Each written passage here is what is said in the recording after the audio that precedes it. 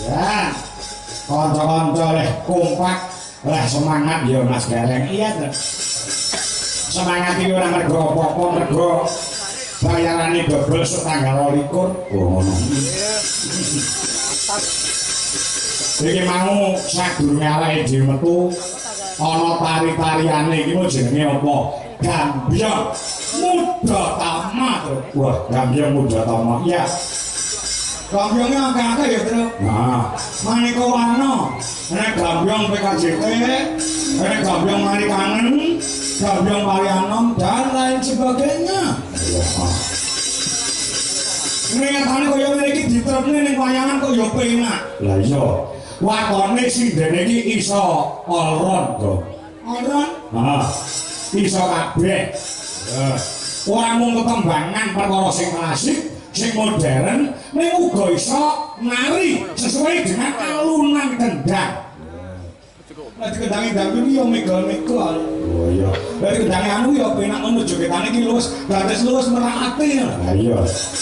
Ini membuktikan bahwasanya sinden Dwi Selaras Indonesia ini siap tempur.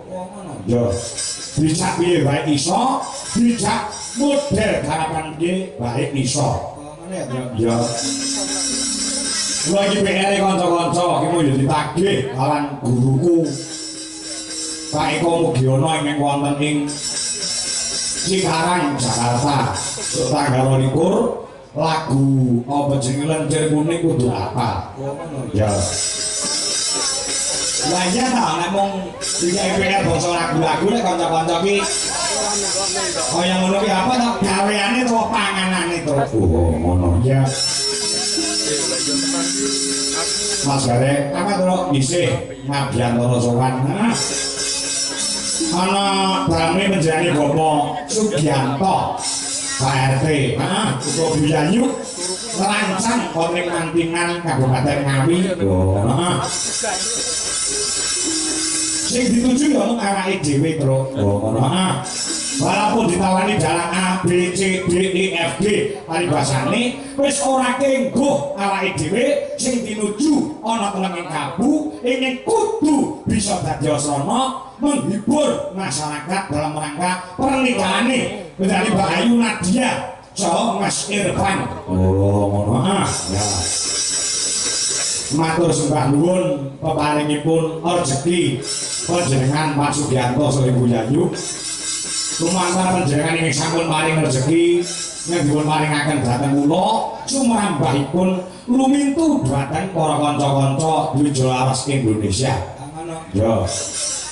Sida bayaran buat tanggal itu rolikon ya? Ora. Padake dalam pipis sesuk tutup bayaran aja kendu. Ngono ya. Kumangane nek payahe bayar iki ya bayar. Ngono ya. Ora kena duwe wis dilunasi duwe entek sik yo kasane tinggal gelanggang colong jembuk iki ora kena. Ya. Colong mlayu lha ngono. Ora tanggung jawab. Ya.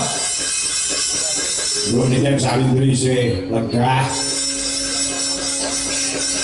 Terus putuku si Ledit ya sih lenggah. Ya. Para pandemen budaya ya sih akeh sing do pareng pinarak, lho kae ibu-ibu sing do lenggah. Wis ngono kae jebul kebak mirsani, kebak